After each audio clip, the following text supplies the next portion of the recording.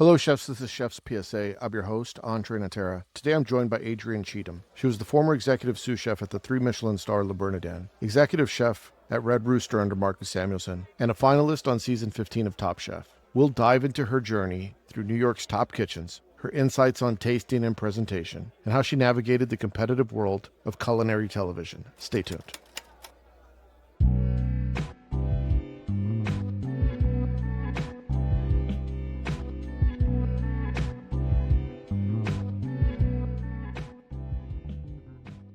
Chefs, your road to excellence starts with what you wear. For over 90 years, Brigard has defined luxury, European design and innovation in chef apparel, serving those who pursue perfection daily. Brigard USA brings modern designs along timeless classics, featuring the legendary Grand Chef to the contemporary Etheria and the Greg Chef jackets. And in the kitchen, nothing beats the original must-have apron, the French bleu travail. Iconic for decades as the workhorse of the classic French Brigade kitchens, with a legacy reinvigorated by the hit FX series, The Bear. Brigard's designs offer the finest materials, cutting-edge aesthetics, and a global perspective, backed by Brigard's world-famous concierge service that makes outfitting seamless. From one chef to the entire hospitality staff. Chef's PSA listeners, save 20% on your first order at brigardus.com. That's BRAGARDUS.com. Elevate your kit with Brigard, where tradition meets innovation on the road to excellence. Use the promo code CHEFSPSA20. When did you go to Le Bernardin?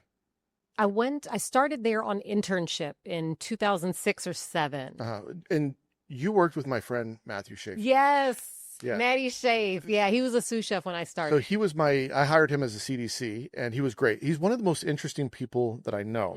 Highly intelligent, highly articulate. Very. I'm telling his story, but it's not his show today. But I want to say he was a school teacher that later on transitioned into becoming a chef. I never knew that. Yeah, so he was a school teacher or some sort of teacher, and then he decided, I'm gonna become a chef, and he worked under some great chefs in New York. Had his own place in, I think, Brooklyn. Who did he work under? Bill Telepan, Eric Ripert, Marcus Samuelsson, and he had great stories about Le Bernardin. And he would obviously probably tell me stories that I'm not allowed to share on the podcast, but he had some great stories, and he was the sous chef there. Yeah. Yeah, he was the senior him? sous when I started, and he was very cerebral. Yes. He was quiet, other than like calling out orders and giving you direction one-on-one. He wasn't one of the like loud, brash sous chefs just always yelling. He wasn't like this huge character, but he had a huge presence. And it was very calming, but it was also like you had to be on it because you knew that he was like watching, and he was really fucking tall. Yeah. So he could see over Yes. onto your station. You're like, how did he even see me over here? Yeah, he was great. And the funny thing is he would have like crazy little sayings that I don't know if they're true from Le Bernardin, but he would impart that knowledge into some of the cooks that we worked with. Okay. And so he would say, when you're cutting fish, it has to be medium sharp. Can't be too sharp. It can't be too sharp. That's what he would say. Yeah. So especially when you're butchering, like when you're breaking down certain types of fish and you're going along the backbone, and you want to kind of get that xylophone action along the bones. And if your knife is too sharp, you're slicing into the bones, and you're going to get fragments of bone, not fragments like they chip off, but clean slices that you don't even feel the resistance because your knife is sharpened the way it's supposed to be. But then when you take that fillet off, you've got long, skinny shards of bone that might look like sinew, but they're actually shavings of bone. So that is something that you have to learn, that you keep a knife that's like just sharp enough, but not so sharp that you can't feel it passing through bones. So when you started at Le Bernardin, this is your first Michelin 3-star kitchen? Yes. Yeah. Oh my God. Yeah. What was that like? Oh, What was the culture shock? The culture shock was that it was very quiet. I had come from restaurants that you're not necessarily listening to music, but there's some small talk.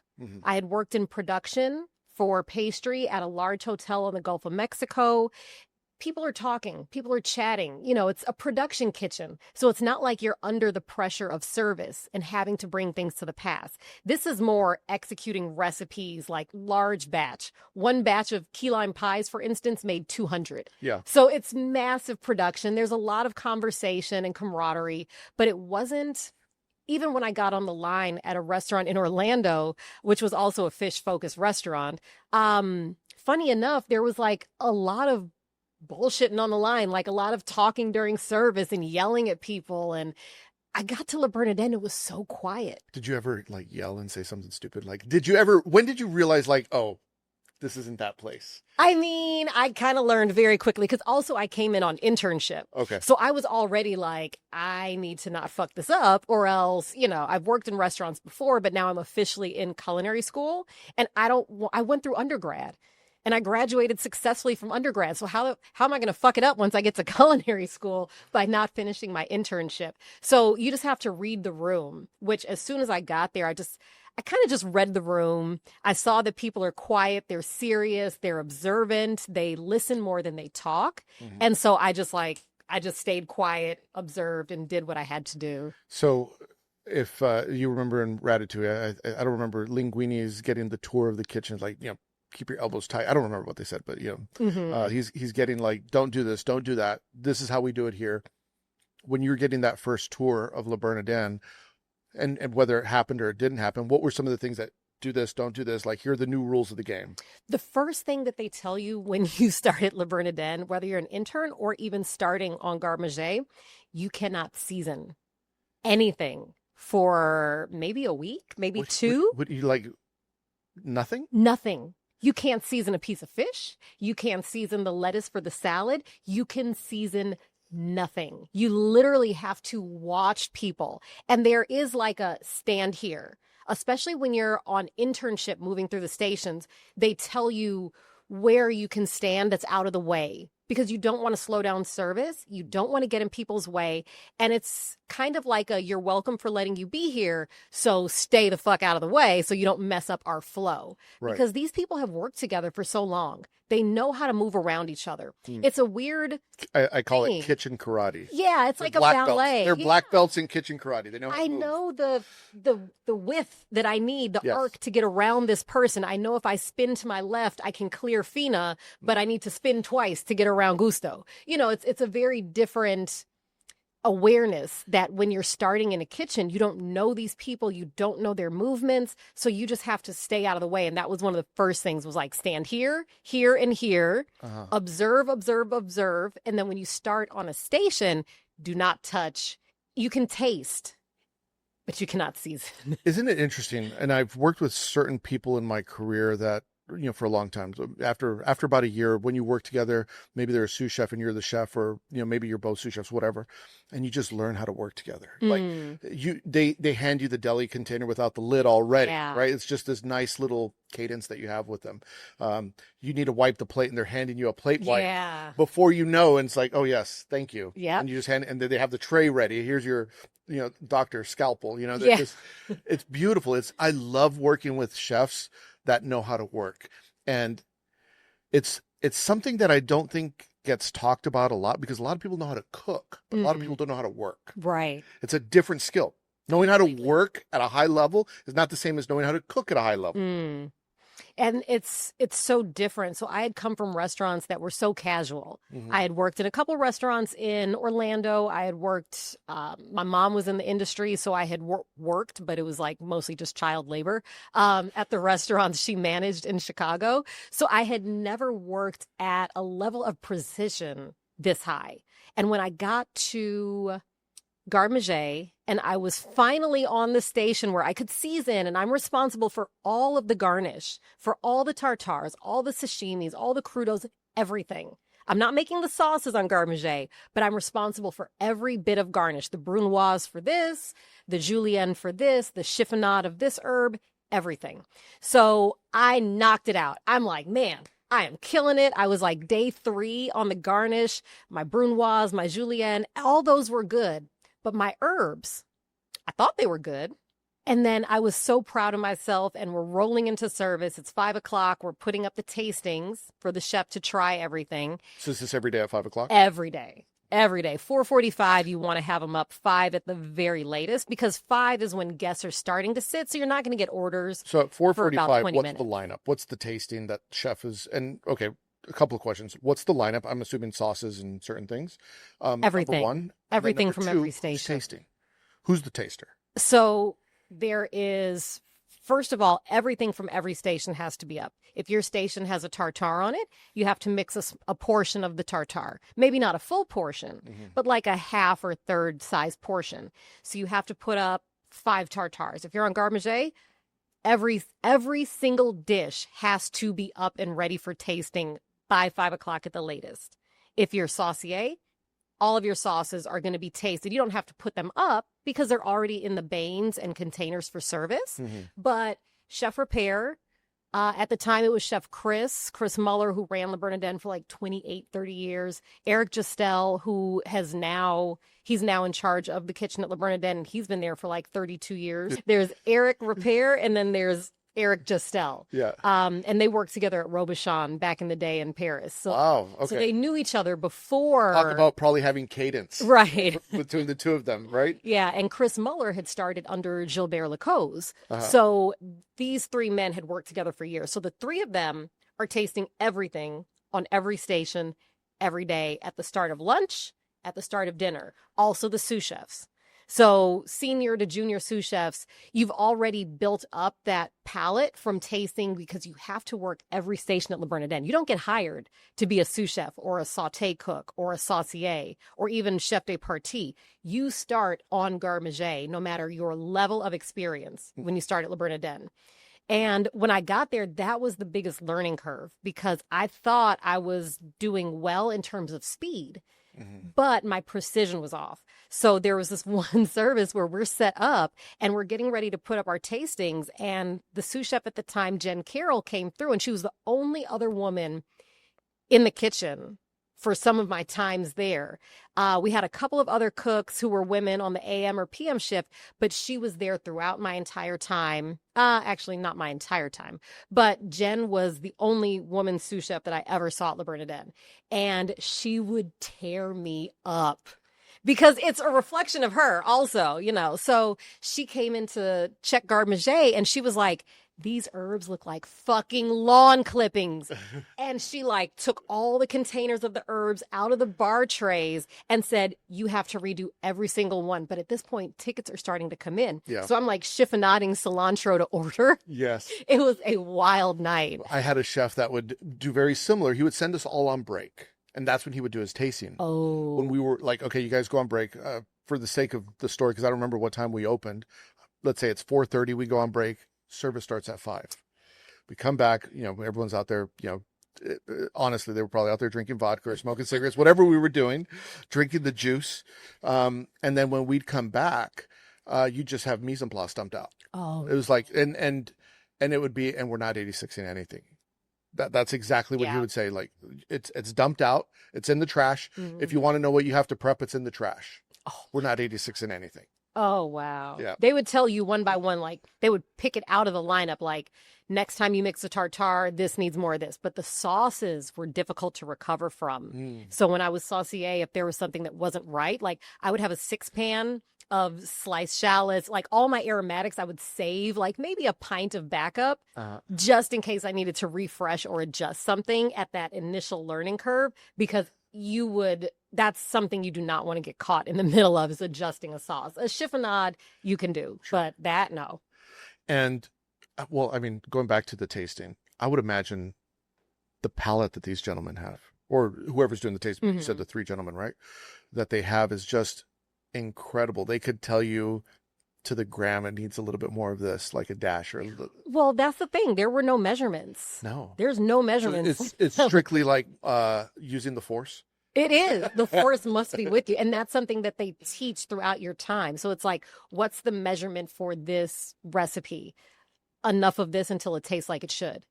Right. So it teaches you to pay attention to your ingredients. When you're peeling shallots, you can tell if they have a little more sulfur or if they're a little more sweet. You get to know the ingredients by paying attention to them, not by relying on measurements. So I know that if I need to adjust this jalapeno vinaigrette, right? It's say during this time of year, the jalapenos have more capsaicin.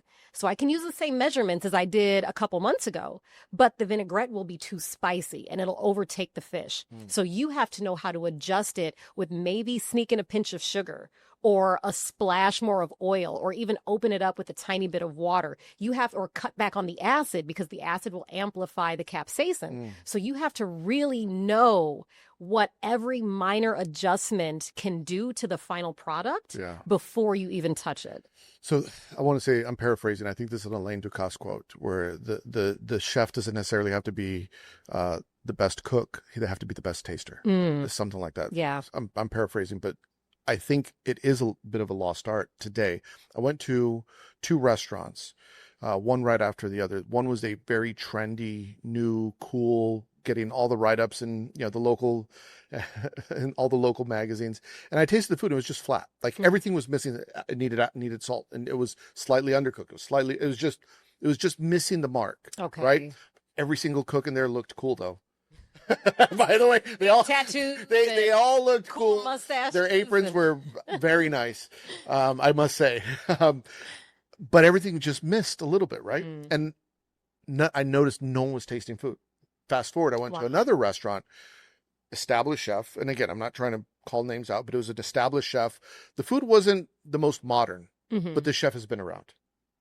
And I noticed every time anything would go to the pass, taste it, send it back. Or it was like they would bring the chef a bowl, or they'd bring them a little spoon, and nothing was getting sent out. And I saw multiple times the chef that was working the pass send things back. Yeah. Everything tasted excellent. There was no misses. Everything was cooked right. Everything was seasoned perfectly. There wasn't any, it needs a little of this, it needs a little of that. And I think a lot of times, especially as we live in the Instagram world, especially young chefs, they want to make the most beautiful thing. They want to make the most trendy thing. And they forget, but does it taste good? Yes. Yeah, at the end of the day, and I used to divorce those two things myself. So at Le Bernardin, we had compostable tasting spoons. There is nothing you're not tasting before it hits the pass, and there's nothing going to the dining room that the chef on the pass has not tasted themselves. You're sneaking a piece of tartare. You're peeling off a flake of the fish. You're tasting everything from the saute pan before entremet puts it on the plate. You're tasting the sauce when the saucier is heating it up in the small pot. Everything is getting a level of attention. And sometimes when I would go out to eat as a younger cook, I would divorce taste from technique. I'm like, oh my God, this is so cool. Look what they accomplished with this that is so different from this ingredient. They've morphed it into something so out there, so different. But I'm just like not paying attention, but it didn't actually taste that good. Right. So that was actually something that I had to relearn myself when I start developing my own things. It's like, okay, yeah, so what if I did something cool? Is it fun to eat? Yeah. Does it actually taste good? Right. And I was so enthralled by technique when I was a younger cook, and I wanted to try everything that people were doing that was so out there. But I realized the beauty of a place like Le Bernardin is because it is honest, straightforward, making the ingredients shine. And that does so much for the guest eating a dish. Not all bubbles taste good. That's going to be my chef's PSA coming up. Just because it's a bubble doesn't mean it tastes good. Right.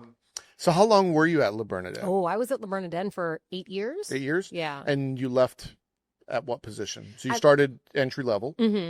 I left when I was executive sous chef. So I was there for 8 years total. I spent 1 year of my time there working with Chef Ripert's consulting company. He had a contract with the Ritz-Carlton. He had a few properties in DC, Philly, and Grand Cayman. I never ate at Le Bernardin, but I ate at his DC property. What was it called? West End. 10 Arts, yeah. West 10 Arts was Philly, yeah. That was West End. It was good. Yeah. I mean, I remember I had that was Joe Pa. You know what I had there that was really good that you don't see often anymore? I had a skate. You don't see skate anymore. And I get why, but the skate's delicious. I love skate. And they had, for dessert, there was a clafoutis. Oh, and you don't see clafoutis anywhere. Yeah. No one does clafoutis anymore. I love it. It's simple, but it's so good. And you can use whatever fruit is in season. It sounds like a disease, and I get why no one wants to write it on the menu. They're like, excuse me, I think I'm going to the doctor because I got the clafoutis. Like, no, it's delicious. Don't bring that home to your wife. I brought the clafoutis home. You get a divorce. I love that. It's like it's honest, straightforward food, and a clafouti is a perfect example of that. If you put too much almond in there, it's like it can really mess up the ratio, and then it doesn't taste like this pillowy, gorgeous cushion for what it's just a vessel for seasonal fruit. Yeah. But it's got that crisp crust on top. Oh, and it's done well. It's a thing of beauty. Going back to the tasting of things, and I think that's so important. I think a lot of cooks do miss that. It's like taste your food, like really taste your food. You're about to cook pasta, taste the water. Yeah. Right? Like right. Taste everything. Taste the vegetable. Taste your sauce. Look at the variables. Sometimes you can look at a chive and like, okay, they're fresh. They're cut right? But you might need to taste everything else. Taste the butter. Sometimes that butter's been unwrapped in the fridge and it has a taste. And people need a taste. Just like, that's like 101. Taste your food. You want your food to taste better. Taste it first. Make sure it tastes good. Yeah. Right. There's a chef named Bruno Tisson. He was the chef at the Plaza for a long, long time, back in the Carrie Simon rock and roll days. And I remember he was giving me a tour of his kitchen.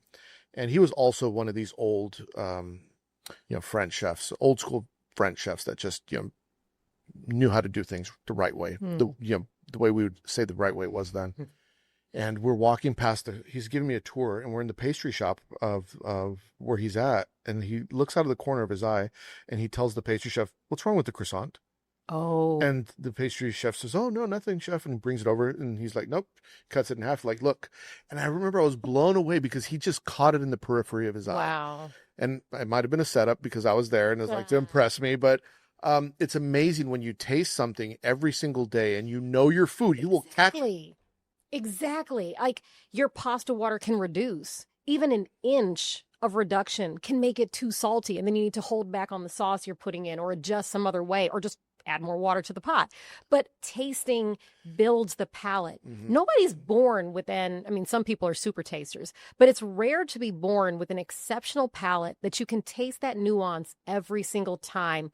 But it comes by paying attention, being present. If the croissant, you walk by a room and the croissant is usually up to this line and it's slightly under or slightly over. That's how you know, because you have a frame of reference to compare it to that's built up over paying attention to it for a long time.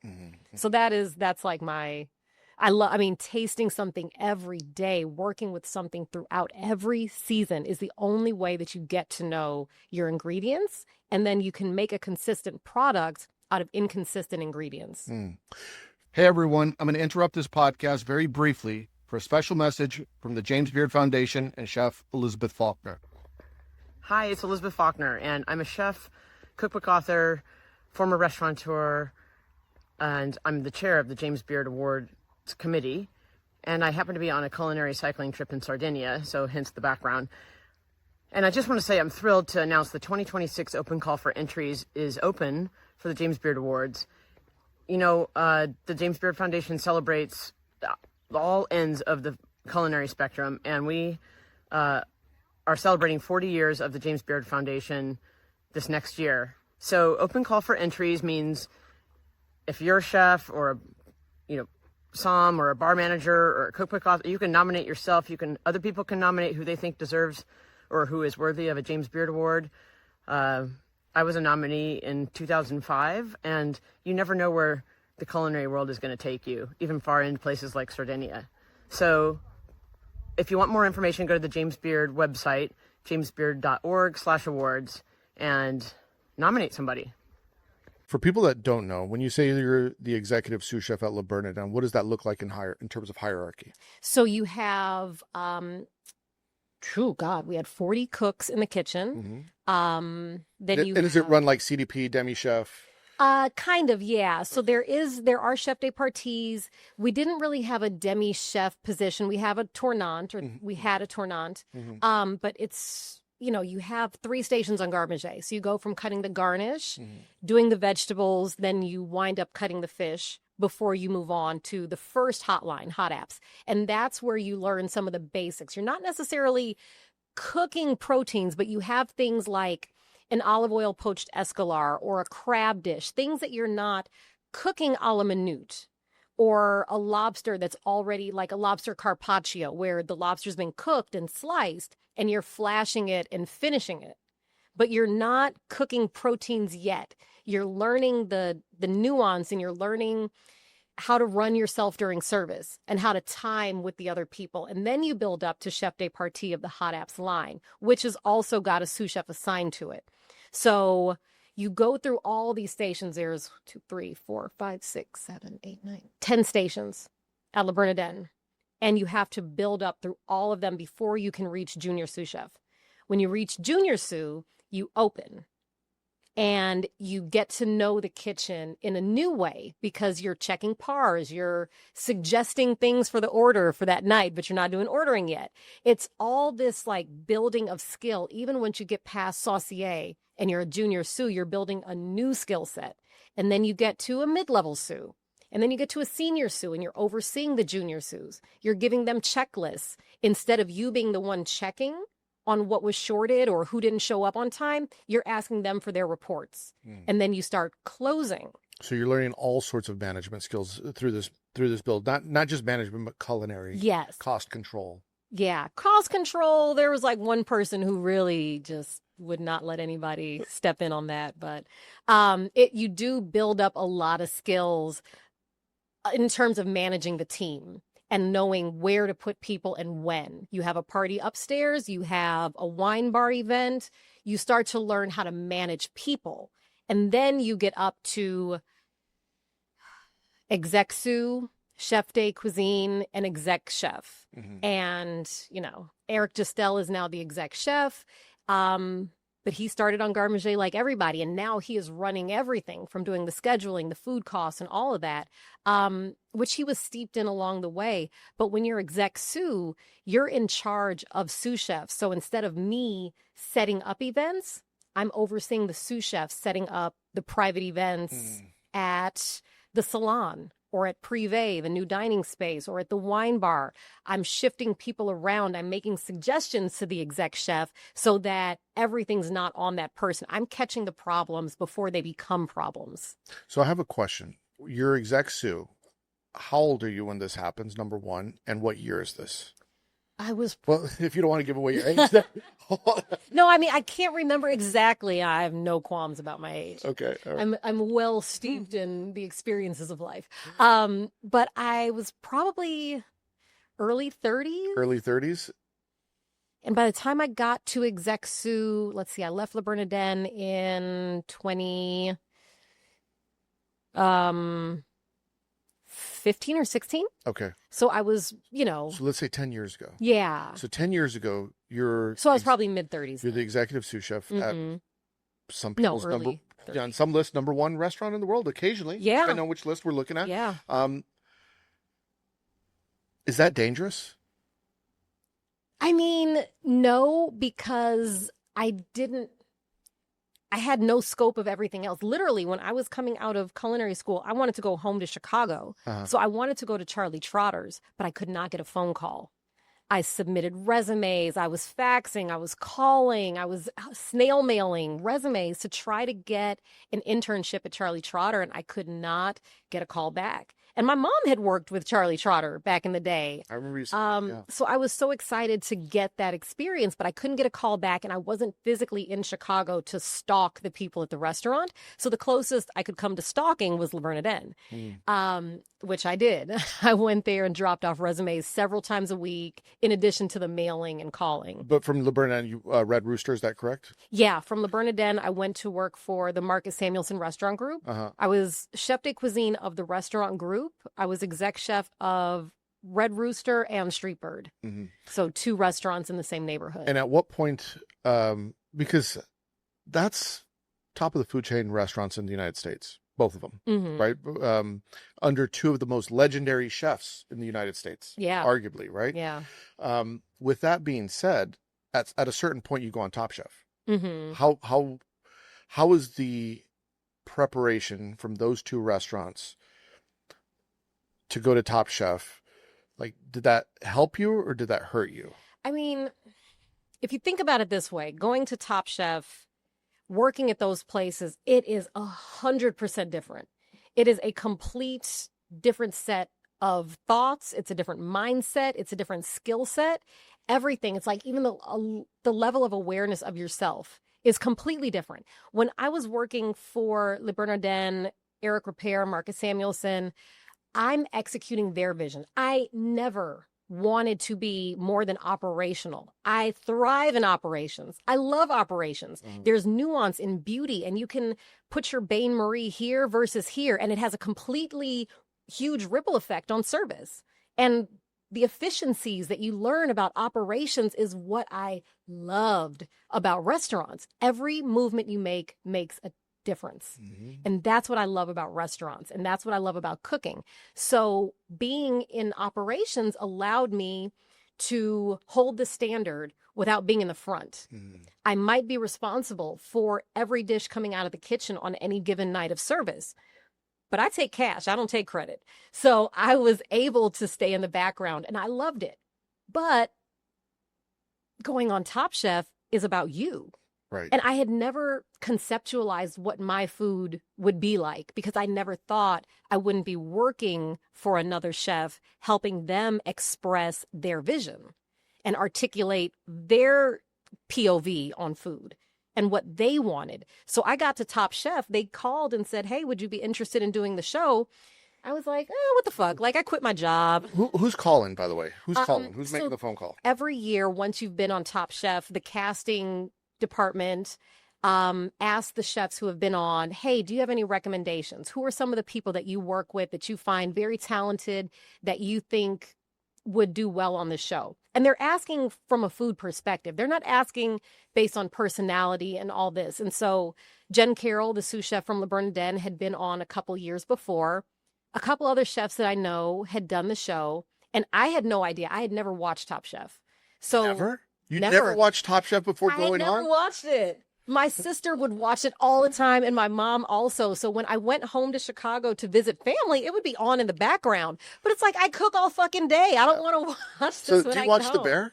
No. Neither do I, No, by I the way. can't. Someone asked me yesterday, because I watched a couple of episodes, and there's an episode where they're about to open up a restaurant. Oh, restaurant openings. Restaurant opening. And this is why I can't watch it anymore. Yeah. After this episode, it's like, I can't watch it anymore. The pastry chef comes up to him. It's his first restaurant that he's ever going to open. It's his name on the door. His name's on the marquee. Okay. You know, the chef Carmi, I think his name, right? It's Carmi. His name's on the marquee. And the pastry chef comes up to him 30 minutes before opening and says, here's, chef, I'm ready with my dessert menu. Like, he's seen the desserts for the first time 30 minutes before his first restaurant opens. I was like, that's it. No. That would never happen. I can't watch this anymore. That's it. I'm done. I'm out. Like a tasting? No, it's like, oh, chef, is this approved to go on the menu in 30 minutes for your first restaurant? That's going to change the world? No. That would never happen. Never happen. It would never happen. Everything would have been tasted, discussed, thrown away, start over. And that's a completely different perspective. I had heard that the show was a little too realistic. And so that's part of my issue is Le Bernardin was all handwritten tickets. When I went to work for Marcus, the restaurants had printers. And that fucking sound of kitchen tape printers, I can't. Yeah. I can't. It's like it triggers in a way. And I heard there was a whole episode dedicated to, I can't. That episode. That's enough to keep me off the whole show. That's the first, there's two shows, but in particular, this show where you're talking about the ticket printers, I stood up and I was pacing in front of my TV, like if I was on the pass, looking at the cooks, like I want to kill them and thinking, I need to help you. But I'm just watching a show. Why do I feel like this? Exactly. It's triggering in a way that, like, you probably have some, like, buried trauma that, like, I refuse to acknowledge. It's not buried. It's right there, right on the surface. This podcast is my therapy. Right. It's like I'm very good at boxing everything away and burying it nice and deep. And I feel like that episode would just bring it too far out. And I'm not here for that. Yeah. I did watch, there's one that the CIA just put on. I think it's called Next Gen Chef. Okay. Someone messaged me like, you want to watch this? I was like, okay. And I binged it in a day. Nice. It was good. I mean, it's like, it's cute. Okay. I don't know how else to explain it. It's they're idealistic. Yeah, they're culinary like school students. Well, they're a little bit more advanced than culinary students. Like they could be sous chefs or whatever. Huh. And they're like doing real cooking challenges. And it's like, okay, make this. And it's like, okay, this is real. This is not nothing too weird. It was great. I loved it. It's just a wholesome show. Good. Okay. Yeah. So I like I like that show. For the person that said I should watch it, thank you for recommending. I watched it. It's wholesome. And quick question. So that's filmed at CIA. Did Yeah. you go to culinary school? Did you? I did. Are you a CIA grad? Kind of. Okay. Not a grad. I think I'm an ambassador though. Oh. I think I have a medal that says fancy. Culinary Institute of America Ambassador. Okay. No, I went to the Western Culinary Institute in Portland, Oregon. Okay. In 1995. Nice. That's when I went, and it became a Le Cordon Bleu later on, Mm-hmm. but not while I was there. It became a Le Cordon Bleu, and then they closed. But I have taken multiple continuing education at all CIA properties, so St. Helena, Greystone, St. Helena, Greystone. Okay. Yeah. So California, San Antonio, multiple times, New York. Oh wow. I've only done. I'm overeducated when it comes to culinary. Like I've gone too much. I've taken classes at all 3 CIAs, plus my culinary degree, plus I completed Ruby's online culinary course, plus I saw every Chef Steps video. Like I'm overeducated. You got like a PhD in like. Yeah, I'm a little bit culinary overeducated in culinary, but it's like, well, Can you ever be them? well, no, you can't. Right. You can't. And I think that's my problem is like, I don't know that. I need to learn that. And now it's like, no, I'm overeducating myself now on social media. We all have our vices, you know? Yes. But going back to Top Chef, sorry, we digress. We got way You're right. Sorry. we got off the rails. Top Chef. So you're in, and I've talked to a couple of other people that have been on Top Chef. And I don't know if they've said this on the pod, but I've definitely heard it off record. Is a lot of people say that sometimes when you're on that show, you know how to cook, but you've been cooking everyone else's food. You've never like, who am I? Yeah. And and a lot of times that's kind of the Achilles heel of a lot of very talented chefs that have gone on the show is that they don't know who they are yet. Mm-hmm. So they have all these skills, but it's someone else's skills. Right. Yeah. Because a lot of times you have people who are senior sous or CDCs. You have some people who are exec chefs of restaurants and they've already worked on their vision. They've already worked on their take on this classic dish or have a clear vision of the type of food that they want to cook and represent and the food that represents them. If you're coming in as a sous chef or CDC of someone else's restaurant, you don't have that clear vision. And that was exactly the case for me. And it's they throw you these challenges and you immediately go back to things that you know how to execute, but they've lived in your brain because they come from other chefs. So you're executing somebody else's dish in a challenge, not your own dish in a challenge. Because a lot of cooking is muscle memory. And you have 3 hours to make a dish. You don't want to experiment. Right. You want to create a dish that you know how to execute. You don't have time to faffle. Exactly. Right. So you're like, let me just go for this it's in my Rolodex of recipes. Then you realize like these recipes came from other people. These say nothing about me. They don't speak to me in the same way. I'm just executing them. I'm not cooking them with love. I'm just getting it done for the challenge. Like a mercenary. Yeah. A hired hitman. Yeah. Exactly.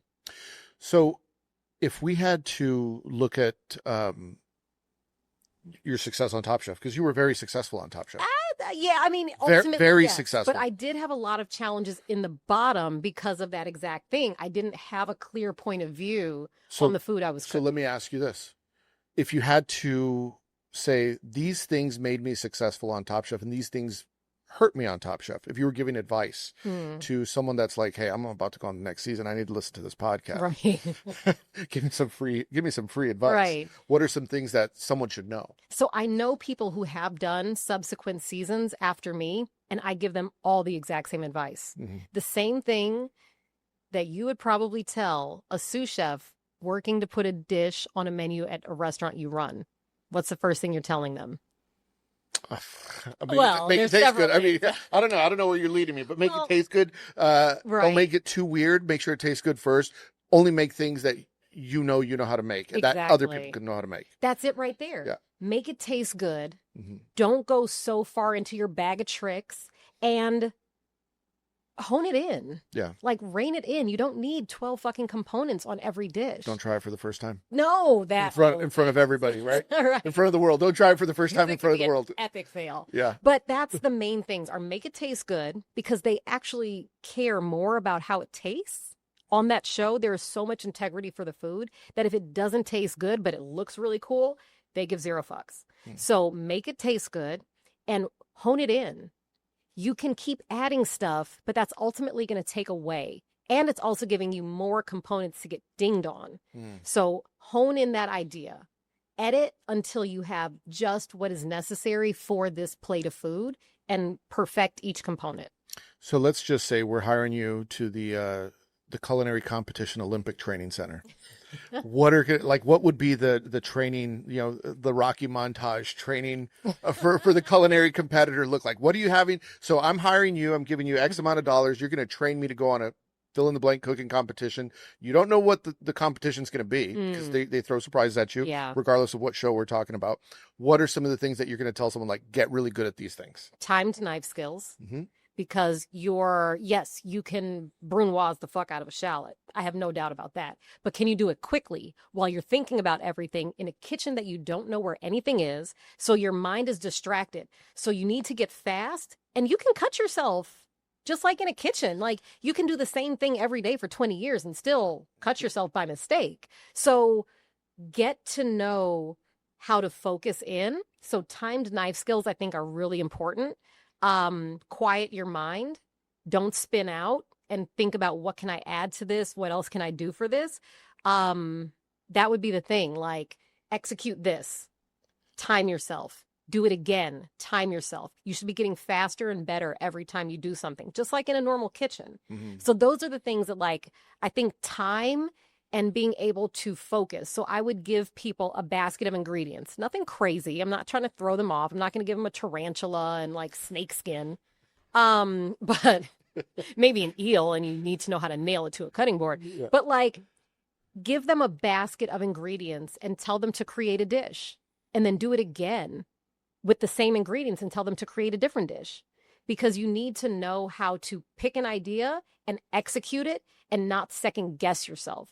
That's where people really start to fail, is they start with one plan and then they deviate and deviate. It's like, no, but I could do this. No, but I could do this. Stick to the plan. Make the plan and execute the plan. So you'd say knife skills, you'd give them onions and potatoes and tomatoes and whatever else, artichokes, and say, get time and quality. Yeah. Would you also spend any time on dessert with a competitor? 100%. Well, because you can't become an excellent pastry chef if you're, we only have 3 weeks at the Olympic Training Center, right, with Adrienne, right? You can't turn them into a world-class pastry chef, but what are you going to have them learn? So I mean, actually, a perfect dessert to learn, just because it teaches you several different components that you could pull apart and use in different things, would be the Alain Ducasse, Louis XV dessert? Which one's that? Or is it Louis XV or 14th? It was after his restaurant. But it's got the hazelnut de croix. It's got a chocolate mousse, and it's got a perfect ganache.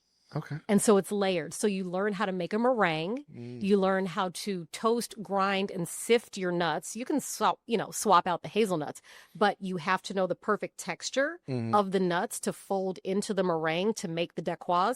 So it's not too gritty.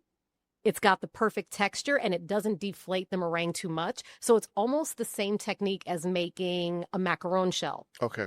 But with a different type of nut and a little more texture to it. But same thing, you have to learn how to fold it without deflating the meringue too much. Mousse, chocolate mousse will get you so far in this life. Yeah, and now you add a little Grand Marnier, or you add amaretto, right? Like, you just flavor it with your personality, but you got to know how to make that mousse first. Right. You need to know how to temper yolks. So it teaches you all the basics, like, of making a custard, making, tempering the egg yolks, doing all that, making the liaison, like every single part of those components for that dessert, you can take with you to something else.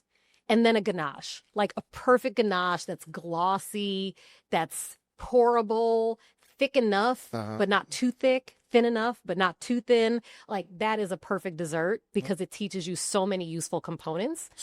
So now we've taught them some pastry skills at your training center. We've got them some knife skills with vegetables.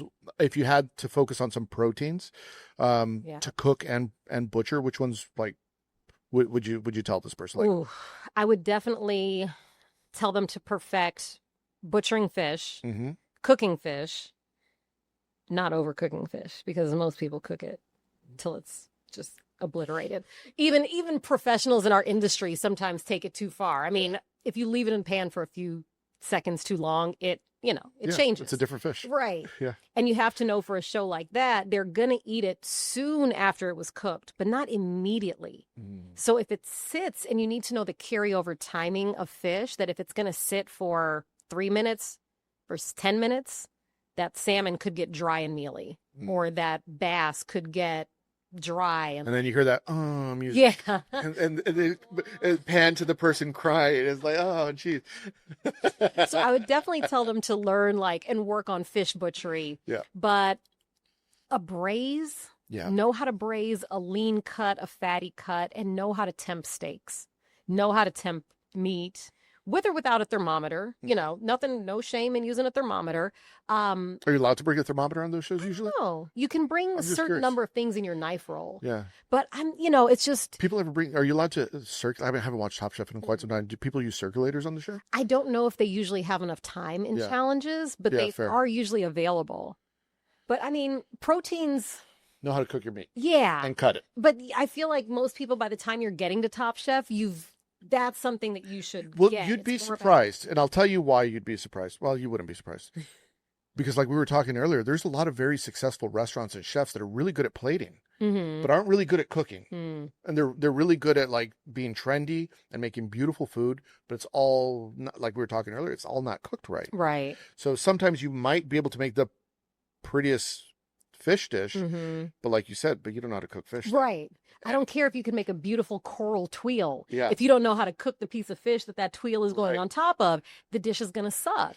I don't care if it's got cute little dots. All the dots. And herbs and I heard David Breeden talking about the borage flowers. Yeah, the random borage flowers. Yeah, I mean, they're beautiful. Don't get me wrong. But Yeah. They don't make sense in a lot of things. Yeah, they don't. And so many times as chefs, it's like, we know that, but we still do it. Right. It needs something. What does it need? Throw a whole bunch of some flowers. And it's beautiful now. That's what it needed. Right. Did it? But you don't. So sometimes when we're making dishes as chefs, I would bring my team together and we do tasting. We're all picking it apart. And I would always say, make sure it tastes good first. We could always make it look pretty later. Right. But in retrospect, sometimes we'd make it look pretty later, but we didn't taste it again. To see how that garnish affected. Yeah. Right. That's a good point. And I mean, I think some people overstate how, go too far on talking shit about micros and flowers and things like that, because you do eat with your eyes first. You do. Absolutely. And if you're at a restaurant where you're not getting 12 courses, I've only got 1 or 2 chances to impress you by the look of a dish. But that being said, you still need to exercise restraint. And you can't if the dominant herb flavor in your dish is cilantro, why are you using Nepentella mint? Just because it's pretty? Or are you using micro watercress that might be a little bitter and throw off the taste and cover up that delicate cilantro? It still has to make sense, but it does have to be visual, because if I get a dish that's monochromatic or, there can be beauty in that, but that even has to be finessed and done well. Right. So I can't talk shit about people who use micros and flowers without purpose behind them. Yeah. Well, I can talk shit if there's no purpose behind them. Right. But if there is a reason for this being there, it's not just pretty. It should also enhance the dish, not just be there for show. You know which one grinds my gears? Micro cilantro. That's blooming. It's so strong. It's so strong, and it looks so pretty. So pretty. It's so pretty, and every really young chef I know, let's put more micro cilantro on there. That's blooming. It's like, no, don't. Please don't. It's so strong. That's all you taste. Yeah. It'll take your beautiful dish, and it'll ruin it. And I've seen, and I don't know why people do this. And again, this goes back to tasting your food. If you're listening, I'm not calling anyone out by name, by the way. This is not for you, but if it's for you, though, it might be for you. Beautiful dessert, and then they put micro cilantro on it. Have you ever seen that? I've seen it, and it's like, taste it. It can, Chef, taste it. Taste that beautiful chocolate strawberry dessert that you made with the micro cilantro. Right. If it's coconut, pineapple, something in that flavor profile, too much micro cilantro can kill all those flavors. Yeah. So if it's on something like chocolate that doesn't necessarily go, that can be a bad look. But I'm guilty of that too. I put chive blossoms on a scallop crudo, and then I'm like, oh, this dish fucking rocks. Like, this is amazing. And then I try it. I'm like, oh God, all I taste is chive. Like, it's so, the allium flavor is so strong in micros and these little flowers that some people underestimate that. Yeah. So eat your entire dish before you, don't just taste a bite of it. Eat the entire portion that you're planning on serving to somebody. And you'll see how it changes bite to bite. And by the end of the dish, you'll probably have some things that you want to edit. Where do you stand? What are your hot takes on 2026 as we go? We're in 2025, but as we go into 2026, what are your thoughts in general on microgreens today, 2026, 25? They need to have purpose. Yeah. I do love microgreens and micro vegetables because it teaches you a different flavor profile of an ingredient that you're familiar with. So you're getting them at a different stage of the development. So a baby turnip versus a big turnip. Obviously, I was listening to the David Breeden recipe or episode recently. Right. So that's like top of mind. But, a baby cucumber versus a full-grown cucumber. Completely different. Correct, yeah. So, the water content's lower. There's just so many nuances and changes that you notice. So I'm not by any means anti micros. I think there are some micros that are underutilized, like micro celery. Yeah. It can be mild. It can be strong sometimes, but not as strong as celery leaves. But micro celery adds a freshness to things. So I think just approaching micros with a new level of purpose, finding micros that we don't use as much, like micro endive. Yeah. Like those little shoots pack that endive flavor without the bitterness. So things like that, I would love to see more of these kind of underutilized micros that really enhance dishes across the board. So you can also cut down on your ordering because you don't have to have one micro that only works for one dish. Find a couple micros that work for a few things that enhance visuals and flavor. So very intentional purpose, Yeah. like taste it, make sure it should be there. In culinary school, they talked about like, you don't put it on, if it has to be a functional garnish. I think we've kind of lost that a little bit. Like we over garnish sometimes and we forgot, like, is it a functional in terms of flavor? Yeah. Yeah. It has to have functional purpose. The end result flavor should be improved. Not, it shouldn't detract. Right. 2025, 2026. What do you think about tasting menus? Let me give you some context in terms of how long do they need to be for the attention span of the modern diner? When is a good thing no longer good? Ooh, I am probably not the best person to ask because I will sit through 27 fucking courses. You will. Like I will. I can't say I'm not getting antsier. I might not need to get up and walk around a little bit. But if you're opening up a restaurant tomorrow, and it's a tasting menu I would style probably restaurant, max out, including dessert courses. I would probably max out at 10 to 12, and that's including everything from canapé to mignardises. I would probably max out around there, because you also, the more courses you're doing, the smaller the portions need to be because you're not trying to stuff people. I ate at Diverso in Madrid, and that was, the chef sent extra courses also. So I think my husband and I had like somewhere around 18 to 20 courses. I was so full by the end that it was hard to eat, but the food was so delicious that I wanted more. But I was always happy when I got a very small course that I could get that flavor and get that technique, but not too much. Brad Kilgore at Alter in Miami was one of the most exceptional, but also filling tasting menus I ever had. So I don't go to tasting menu restaurants as much as I used to. Because when I do, again, I want it to be purposeful. I'm really excited about what this chef is doing. So, I used to go to like maybe 4 or 5 a year. Now I'm probably down to like 2 or 3 just because I know it's a time commitment. And it's also, I'm going to be really full. But I think nowadays, everybody's attention span is so short. but it does keep people engaged because their attention span is short. On the other hand, you're changing courses more often and you're giving them, I mean, I hate to say it like this, but you're giving them more content or more experiences wrapped up in this one. Yeah. It's like you're getting that like dopamine hit every so often because you have more cool stuff. But yeah, I don't know. It's like I personally can only do a few a year. Now I can do 4, 5, 6 courses, but if I'm going full in long format, I'm only probably going to do like a few a year. I don't know.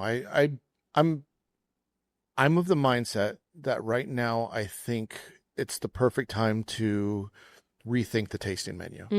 I don't have the answer yet. So this is like inception right now, for me, because I was looking at a menu the other day. Someone sent me, and I should ask Bill Kim.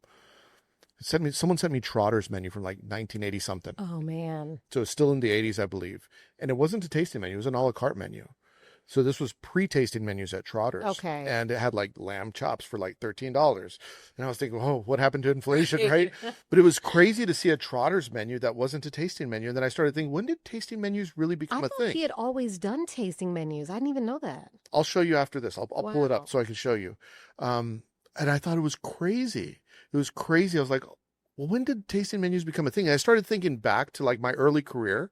I was like, when we were doing tasting menus in a restaurant, there's always like, soup, salad, starter, entree, dessert, second dessert, maybe a sorbet. There. It was like maybe 6 or 7. It wasn't that big. Okay. And I started thinking, well, what did the French Laundry do when they?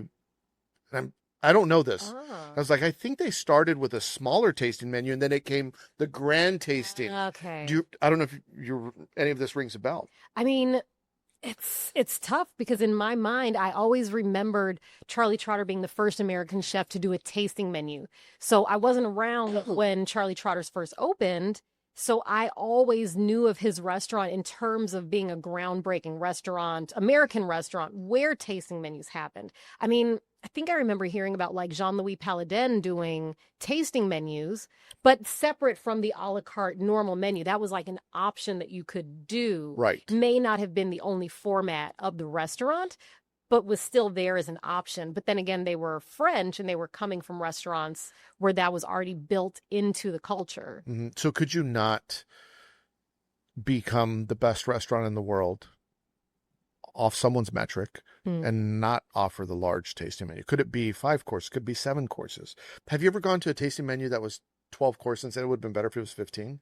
Like at what point is it like, you know what? You could get away with fewer staff. Right.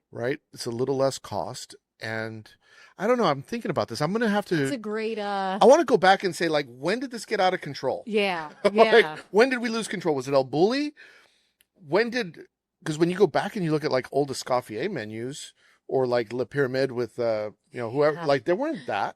Right. They were not these 20 courses. Right. Le Tour d'Argent was, right. Yeah. So it's like, at what point did this become the new standard? And is it okay to say, you know what, this is also okay? Like we could also do an exceptional dining experience with fewer courses. Interesting. Do you think that came along with all the listicles, that it's like you kind of want to impress these people when you can get them in the door and they're going to be the ones putting together these lists? You want to show them more and more. So I kind of feel like, well, we talked about this the other day off on the phone, where it was like, you want some of that attention. So if I'm a young chef and I see that restaurant's getting awards and that's what they do, then I'll just do that. Yeah. And I might put my own spin on it, my own personality. But if 10 courses gets best restaurant in the world, then I'll do 11. Right. Yeah. What's better than 6-minute apps? 5-minute apps. Right. By the way, for people that don't know, you have a great podcast. Thank you. Really fun. I love your podcast. I think I'm all caught up, but like 1 or 2 episodes. I was just listening to the one I told you with Olivia Tideman. Yeah. It's great. And you're talking about private chefing. Yes. And I think it's cool because when we met at the James Beard Awards, we were doing a panel. You were the moderator. And one of the questions, I don't know if I answered it or you answered it, but we were talking about private chefing and how I do think this is a more lucrative career now for chefs. It doesn't have to just be in a restaurant. Right. I know some private chefs, and you don't got to say, but I know some private chefs that make a lot of money. Right. A lot more money than chefs that our executive chef with all the stripes on their lapel. Yeah, it's a whole new world. One that I never thought I would do, I never wanted to do. And thank you, by the way, because you gave me so much advice starting off the podcast with my friend Joe Flam and being so gracious with like advice and pointers and things to do. So I really appreciate the support and the help also. You know, you're like a mentor to chefs. You're also a mentor to chefs and podcasts. Like, I really appreciate that. You're welcome. But private work was something I never wanted to do. I never thought I would do. Again, I wanted to be the person behind the scenes. I wanted to be Eric Ripert gets the attention and he's the chef of Le Bernardin. I wanted to be the person holding the standard in the kitchen every day. Marcus is on television. Marcus does this. I wanted to be the one making the restaurants great every day. So no matter who came in, they're having an amazing experience that matches the image of the chef that they have. And I was really passionate about that. Private work is not that, because even if the chef in front is the one getting the awards, I have the personal satisfaction of my ego being stroked, and I know that I'm the one that helped be a part of making that happen. And that was something that was really important to me. Private work, there's no awards, there's no recognition, and it can be hard because as chefs, like, if you say you don't have an ego, like, blow smoke somewhere else. Like, we all have a bit of ego. And by the way, it's like when I get, that's one of my pet peeves when people say I don't have an ego. And I was like, I want to show them a definite ego is self-awareness. Like, you're aware of yourself. Yes. So everyone has an ego. Let's get that. It's some people have a ego that is unbearable, and some people have an ego that's positive. Like, yeah, being happy-go-lucky is part of your ego as well. Right. Yeah. And like for me, I used to not be a very happy, pleasant person, believe it or not. I don't believe that. Happiness is a fucking choice.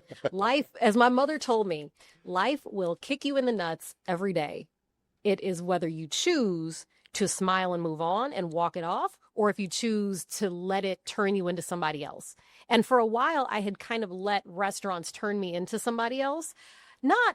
I was never out of character. I was never the kind of chef who would tear somebody down or make an insult personal, but I definitely was raised in a system and became part of that system. So it took me moving out of kitchens. Also, I stopped driving because when I get behind the wheel, I'm like a whole nother person. It's like getting behind the wheel and getting in a kitchen. It's like Jekyll and Hyde for me. So getting out of restaurant kitchens allowed me to lighten up a bit and get back to like being in a more pleasant headspace, because there's so much pressure in restaurants, and I loved that, and I thought I was thriving in it. But going to private work, I was like, wow, I'm cooking something and I'm getting the instant gratification. It may not be an award, I might not be on a list, but I'm getting the instant gratification of seeing this event go amazingly well for the board of this amazing art institution, or these incredibly high level, executives or people that you read about, and I'm cooking and they're enjoying it. And it's like, you can be on the news and you can be whomever you are, but when you come into the kitchen, you're like, man, chef, that was fucking awesome. Like, you're connecting with people on a different plane. And it's so personal and it's very intimate in a way because you're at somebody's home. And it's more gratifying than I ever thought it would be. And yes, the starting salary for a private chef in New York, I'm not sure about all markets, but in New York, a private chef is probably going to be starting around between $115 and $125. And you're probably going to be getting benefits too. Yeah. Vision, dental, healthcare, 401k. Right. It's a completely different dynamic. And then you go up from there. And you're a very accomplished chef, but there's people that are able to not have climbed all the way up to executive sous chef and executive chef that can say, hey, I'm a pretty solid sous chef and I could do that and make that money. Yeah. Now I don't have to wait 10 more years until I'm ready to make that. You do have to have some experience under your belt. You can't go in cold. You need to know how to time things course to course. You need to know how to put together a full menu. You need to know how to get to know somebody. So you have to have the front of house and back of house experience a bit. But it's more about maturity. You have to be a mature cook. You have to be a mature human to be able to be successful at it. We could do a whole episode on private Yeah. chefing. We could. But as we get close to the end, I'd like to do, by the way, here's a business idea for people, for you and for anyone that's listening that this is like, you're welcome. I'm going to throw this out there to the universe. Open up the Culinary Olympic Training Center. Oh, yeah. And you don't have to say what show you're going on. You're just going to come over here. You're going to pay me X amount of dollars. We're going to put you through this for 3 weeks. You could sign an NDA, and then you could partner up and leave. And we will put you through the grinder. Oh my God, I have a whole curriculum. That would be amazing. From like basic techniques to advanced techniques by the end of that 3 weeks. It will cover Top Chef. It'll cover Next Level Chef. It'll cover, the next sous chef, whatever that competition is. Hell yeah. Any of them, you need to go through it. We'll put you through the grinder. We'll even have specialty courses for like barbecue and pastry and all that. Only $50,000 for 3 weeks. Totally worth it. Most of the prize money is like $250. Oh, no, we'll just take a portion of the prize money. Even better. Hell yeah. Yeah. It's like those lawyers that you 15%, only have to pay if you win. Okay. On your station, let's just say it's you're working the pass, you're finishing. What is your go-to salt in the kitchen? Oh, finishing salt. Finishing salt. Maldon, Uh-huh. but I am lightly grinding it in my fingers. So you give it a little crush. Yeah, give it a little crush because sometimes you get a big flake here and not enough there. So Maldon, I love the kind of high note flavor that it has for the salinity and the minerality, but it does need to be dispersed a little more evenly. So Maldon, but crushing it. What's your general? I know there's always going to be exceptions, but general finishing acid. Lemon juice. Lemon juice. Lemon juice. Lemon juice. What about your all-purpose workhorse salt? Baleen. Baleen. Baleen fine sea salt, baby, all day. All day. Look at you. Yeah. That's the French kitchen. I'm a Baleen girl. I'm a Baleen girly all the way. All right, fair enough. Are you a green tape or a blue tape person or Blue. Blue. Blue tape. Do you cut them? Oh God, yeah. Is there any other way? Do you use scissors? Or do you use tape cutter? Ooh, okay. So I usually do paring knife. Fold the tape over the knife and no parallel to the countertop. If you're cutting on the countertop, you're a fucking asshole. There is there's no world in which your blade should touch. I know stories of people getting thrown out of kitchens for doing that. Yep, exactly. For people that are listening, don't go to certain kitchens and cut on the stainless steel. That shows such a disrespect for the environment, your knife, everything, but cut parallel to the countertop with a paring knife. Yeah. Is there something that you do, like if you do something as a chef that you said a lot of people could really learn from this? Maybe, like, I'll give you an example.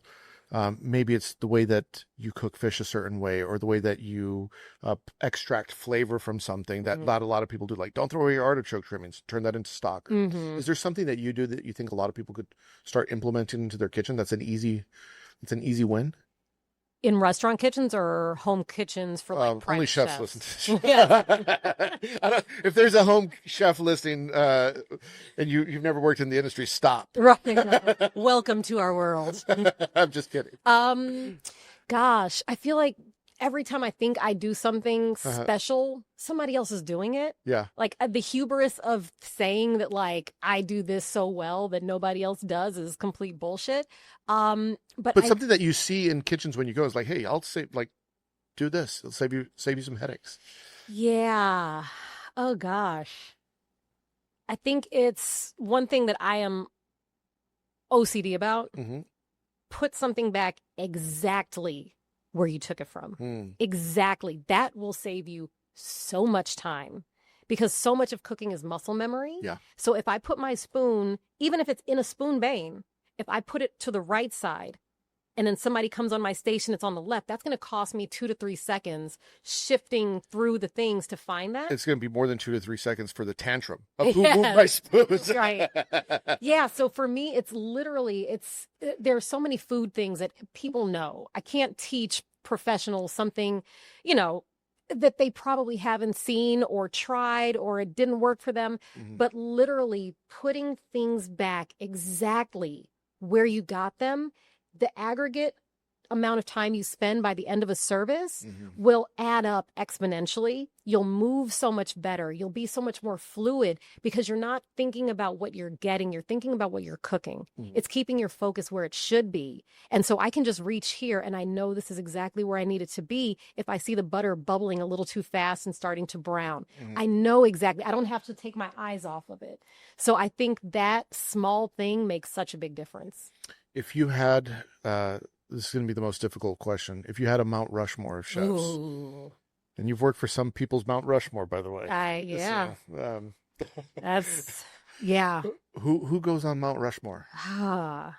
Gosh, it's actually hard to narrow that down. That's 4, right? That's 4, yeah. Shit. Okay, well, hands down, James Hemmings would 100% be on there. And for people that don't know James. For people who are not familiar with James Hemmings, he was the chef for Thomas Jefferson. He's a black man. He was enslaved. He was owned by the Jefferson family, by Thomas Jefferson's wife. The family owned, famously, Sally Hemings was, James Hemmings. Did I say Hemmings or did I say Jefferson? Hemmings. Okay. So the Hemmings family was owned by Thomas Jefferson's wife's family, and she brought them as part of her dowry when she married Thomas Jefferson. So Sally Hemings was famously Thomas Jefferson's other wife. They had several children together, but she was owned by him and his family. Her brother was the chef for Thomas Jefferson. So Thomas Jefferson, as was he Secretary of State or something, he moved to France and lived there for a long time, brought his slaves and his family with him. And James Hemmings was the first American chef to train in France. Really? He brought back everything that laid the foundation for American cuisine, incorporating French technique. It's kind of like when the Italians and French would marry within Europe and bring those cooking techniques to other countries. And that's how French cuisine became so dominant around Europe. Same thing happened here. But James Hemmings brought back learning how to make French fries, bechamel, the mother sauces. He was the first American chef to be doing ice cream because he learned how to make why am I blanking? Custard base? Yeah, custard base. What's it called? I can't remember. What the fuck? But you know what I mean? Ice cream base. Yeah. So he learned all those techniques in France. Everything, literally, from potato chips and French fries to something technical like mousse and ice cream. And that's why Thomas Jefferson was the man, because his chef was so freaking amazing. Really? And that was the man who did it.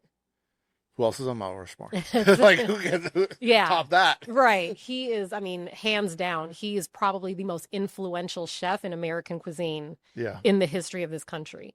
So James Hemmings would be front and center. Ooh, gosh. Maybe it's a tough call between Jean-Louis Paladin, David Boulay. Oh, but you know, somebody that they both have in common, Alain Ducasse. So Alain Ducasse, because of the tree that came out from him, Eric Ripert, Eric Ripert, hands down. Yeah. So much in so many ways. For, I would have to say probably Edna Lewis, because she was one of the chefs that was also very influential in American cuisine. And she was originally from Virginia, made her name in New York, and had such a huge influence on people like Alice Waters. Even Jean-Louis Paladin had eaten at her restaurant. There's so many small touches that she was able to popularize among regional American cuisine and letting ingredients speak for themselves. Also a Black woman. So, you know, she was the chef of a couple restaurants in New York, and then just kind of faded out when she went back to Virginia as she got older.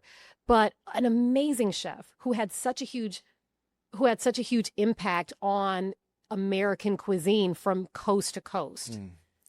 Well, this was fun. We could do like part 2, part 3, part 4. For sure. This is so fun. Where can people find you, and where can people listen to your podcast? So the podcast is called The Chef's Cut, and it's me and my good friend Joe Flam. He's actually the guy who beat me on Top Chef. in the finale, but we like him anyway. You hadn't done the Olympic Training Center yet. Right. So it's on Apple and Spotify, wherever you get your podcast. Right after listening to Chef's PSA, you can go right down to there. And It's a great podcast. I love it, by thank the way. you. I really appreciate that. We have a good time. Yeah. And then on Instagram at Chef Adrienne Cheatham or the Chef's Cut Pod on IG, where you can see all the guests that we have and all the fun, wild shit we talk about. This was fun. Thank you so much, Chef. Yeah, we'll have you back. I would love that. Thank you. Well, I hope you enjoyed the show. You know what to do. Make sure you leave 5 stars if you're listening on Spotify or anywhere, really. If you're watching on YouTube, hit the like and subscribe button. I've completely revamped the Chef's PSA store, shop.chefspsa.com. My team added a ton of new items. I advise you to go check it out. Just peruse, look around. Maybe you see something nice that you like. Keep supporting the show. Go to chefspsa.com. You get books, obviously the merch, early access to episodes on Substack and Spotify for premium members. We'll see you next week. Hit the porno music. No, it's André in the kitchen, mixing, dropping chef knowledge, no fiction, stirring up the beats, heating up the session. Listen close, classes in session.